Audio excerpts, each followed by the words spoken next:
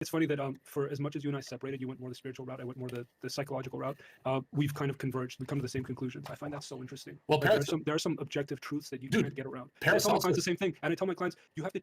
I tell my clients you're having these negative thoughts that are influencing your behaviors.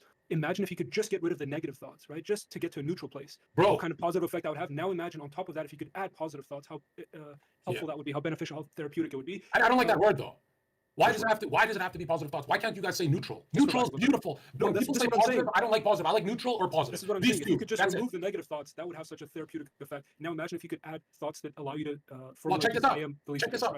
You can't remove a negative thought. It's stuck to who you are. You can only change your I am.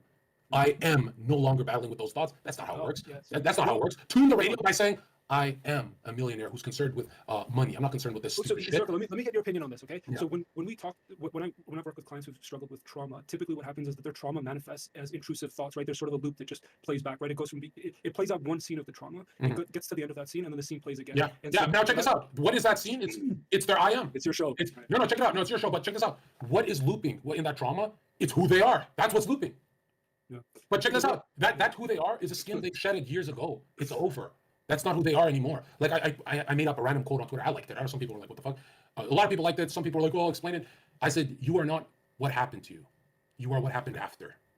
Yeah. And that's the truth. You are not what happened to you. And if someone focusing on the trauma is obsessed with what happened to them. And here's the truth, bro. But Zherka, let me ask you this from the spiritual perspective. Would you advise the person to recognize what happened in the trauma and be able to work forward from that? Because if like we're talking about, the trauma is playing out one scene, then shouldn't there be a recognition of that? That's the way we would approach it. And recognition of the fact that it happened and you've been able to recover from that. Doesn't that instill a sense of continuity? No, because if it did anything effective for the patient, check this out. If it did anything effective for the patient, then how come they're still looping? No, how come they're still looping? Go ahead, explain that. How? So the idea is that you get them to stop looping if you can play out the rest of the But clearly they're not stopping, so it's ineffective. Yeah, because they just have to move on to their new I am. Because the scene plays from the beginning. And my point is that you have to extend but that. But the scene doesn't exist. That doesn't exist anymore. There's only now. That scene doesn't exist anymore.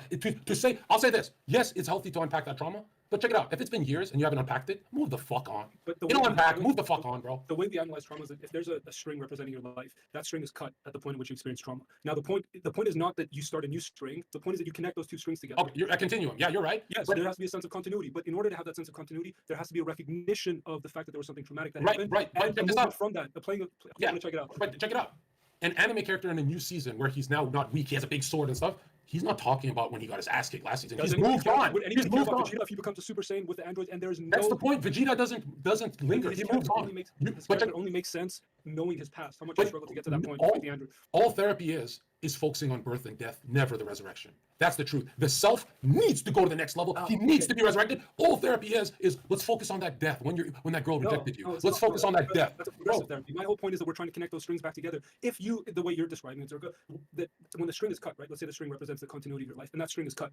Now you're saying begin from the second part of the string. What I'm saying is that there has to be a sense of continuity with your past. There has to be a reconciling of the string. True. That's the only way to reintegrate your identity. True, but all right, but check this out. Depressed people deserve their depression because they're in a romance with it. They're in a romance with what happened to them. Cut off from the romance, and you're good.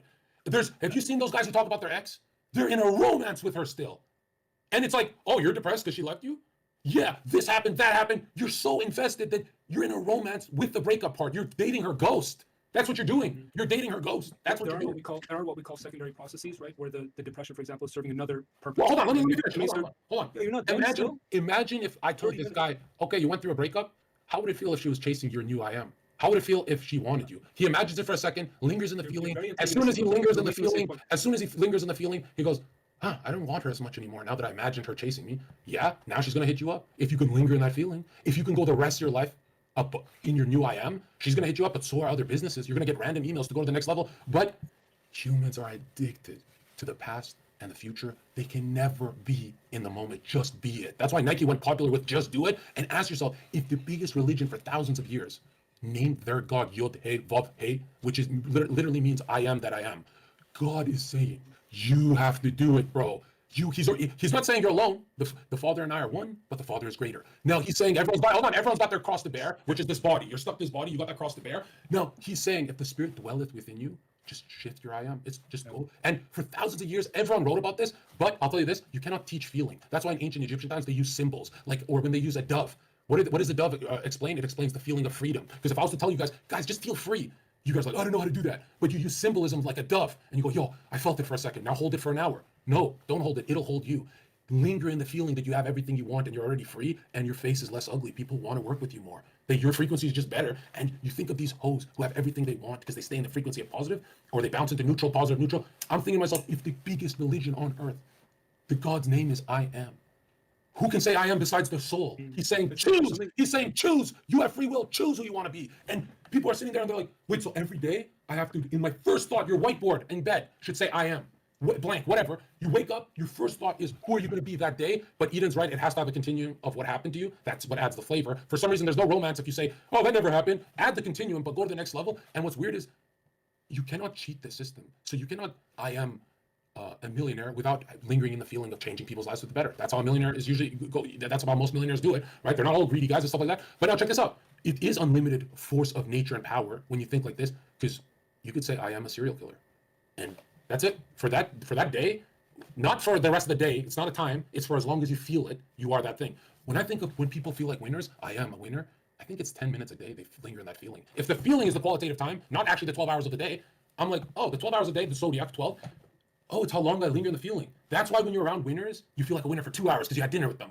So you lingered in the feeling for 2 hours. The more you bathe in that feeling, the more it's going to be real to you. But something always pulls you back into the shit world. And what is it? It's always an external trigger from your phone. So the way I set up with my team is delete all external triggers. Let me do it first. I unfollowed 800 channels. I love going on Twitter now. Dude, I love my new mindset. Every time I'm down in the dumps, I go, what is it? Oh, it's an external trigger. It's when I watch that stupid podcast. It's always something external. The answer is from within, and the answer is a letter, and the letter is I. This is where I push back a little bit, Circa. Wouldn't the answer that's within allow you to push back against whatever that external trigger is? Right? Shouldn't No. we prescribe moving to a place of outcome independence that regardless of what happens? As soon as you said that, you said, listen to what you just said. You went against every spiritual teacher for thousands of years. You said, can't your interior fight the external? Dude, No, that's not what I'm saying. Kabbalion and all of them agreed, all is mind. Meaning you cannot change the world if you don't change yourself first. Because when you go on the stage to talk, the way you thought of it is immediately the battle of opposites. You versus the external, bow, bow, bow. It's not a fight. You're either in harmony or you're not. And to think.